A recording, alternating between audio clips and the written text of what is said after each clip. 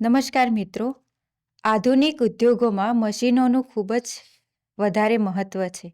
કોઈપણ factory, workshop અથવા ઉદ્યોગોમાં મશીનો બંધ પડી જાય તો આખું ઉત્પાદન અટકી જાય છે.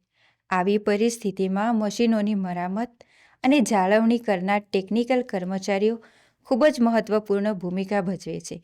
તેમાં એક મહત્ત્વપૂર્ણ પદ છે સહાયક ફિટર.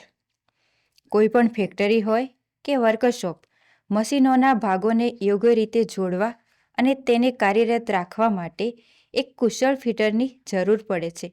તો આજે આપણે સહાયક ફિટર વિશે આપણે મૈત્રીબેન પાસેથી માહિતી મેળવીએ. તો મૈત્રીબેન, સૌપ્રથમ મને એ જણાવશો કે સહાયક ફિટર એટલે શું? જી હા, સહાયક ફિટર એટલે મશીન, સાધનો અને મિકેનિકલ ભાગોની મરામત કરનાર કે જાળવનાર કુશળ વ્યક્તિ, જે વિવિધ પાર્ટ્સને એસેમ્બલ કરવામાં મુખિયા કે ટીમ લીડરને મદદ કરનાર વ્યક્તિ છે. તો સહાયક ફિટરની કામગીરી શું હોય છે અને તે ક્યાં કામ કરે છે તે જણાવશો?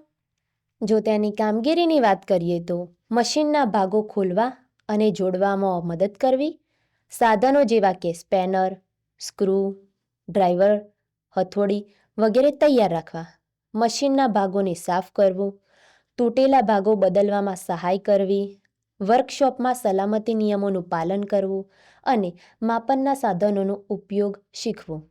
તેના કાર્યસ્થળની વાત કરીએ તો ફેક્ટરી અને industrial plant, manufacturing unit, railway workshop, સરકારી મેન્ટેનન્સ વિભાગ, પ્રાઇવેટ કંપનીઓના વર્કશોપ તથા વિવિધ દેશોમાં પણ તેની ખૂબ જ માંગ રહેલી જોવા મળે છે. સહાયક ફિટર બનવા માટે જરૂરી વ્યક્તિગત ગુણો કેવા હોવા જોઈએ? જો તેના વ્યક્તિગત ગુણોની વાત કરું તો ટીમમાં કામ કરવાની ક્ષમતા અને સૂચનાઓને અનુસરવાની તૈયારી, યાંત્રિક વસ્તુઓની મરામત કરવામાં રસ અને સેવાભાવી ગુણ, ટેકનિકલ કામમાં રસ અને સમસ્યા ઉકેલવાની કુશળતા જેવા વ્યક્તિગત ગુણો હોવા જોઈએ. સહાયક ફિટર બનવા માટે શૈક્ષણિક લાયકાત અને ભરતી પ્રક્રિયા શું હોય છે? જો તેની શૈક્ષણિક લાયકાતની વાત કરીએ તો ઓછામાં ઓછું ધોરણ 10 પાસ, આઈટીઆઈમાં ફિટર ટ્રેડ, અને જો ભરતી પ્રક્રિયાની વાત કરીએ તો સરકારી નોકરી માટે લેખિત પરીક્ષા, મેરિટ લિસ્ટ, દસ્તાવેજ ચકાસણી અને ક્યારેક ઇન્ટરવ્યૂ. સરકારી વિભાગોમાં નોકરી માટે તમે સ્ટાફ સિલેક્શન કમિશન અથવા રાજ્ય સરકારની ભરતી બોર્ડ દ્વારા અરજી કરી શકો છો. સહાયક ફિટરમાં માસિક વેતન કેટલું હોય છે? સહાયક ફિટરનું માસિક વેતન સરકારી ક્ષેત્રે સરકારશ્રીના પગાર પંચ મુજબ અને ખાનગી ક્ષેત્રમાં તેમની કુશળતા અને અનુભવના આધારે હોય છે. સહાયક ફિટરમાં પ્રગતિના અવસર કેવા રહેલા હોય છે? તેના પ્રગતિના અવસરની વાત કરીએ તો senior fitter, supervisor, workshop in-charge અને પોતાનો ગેરેજ અથવા મશીન રિપેરિંગ બિઝનેસ શરૂ કરી શકે છે. શું આ ક્ષેત્રમાં અભ્યાસ માટે શિષ્યવૃત્તિ કે કઈ યોજનાનો લાભ મળી શકે?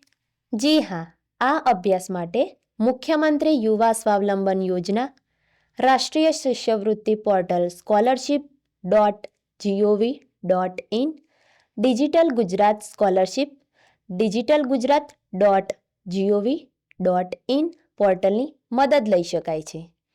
સહાયક ફિટર માત્ર મદદગાર નથી, પરંતુ ભવિષ્યનો નિષ્ણાત ફિટર છે. જો તમને મશીન સાથે કામ કરવાનો શોખ હોય, ટેકનિકલ ક્ષેત્રમાં આગળ વધવું હોય અને સ્થિર કરિયર બનાવવું હોય, તો સહાયક ફિટર તમારા માટે એક ઉત્તમ શરૂઆત બની શકે છે. તો મિત્રો, વિડીયોના ડિસ્ક્રિપ્શન બોક્સમાં આ સંદર્ભે સફળ થયેલા વ્યક્તિઓની સાફલ્યગાથા અને અન્ય માહિતી મેળવી શકો છો. આશા છે કે આ માહિતી આપને ઉપયોગી થશે. ખૂબ સરસ મૈત્રીબેન, તમે ઉપયોગી એવી માહિતી આપી. ધન્યવાદ.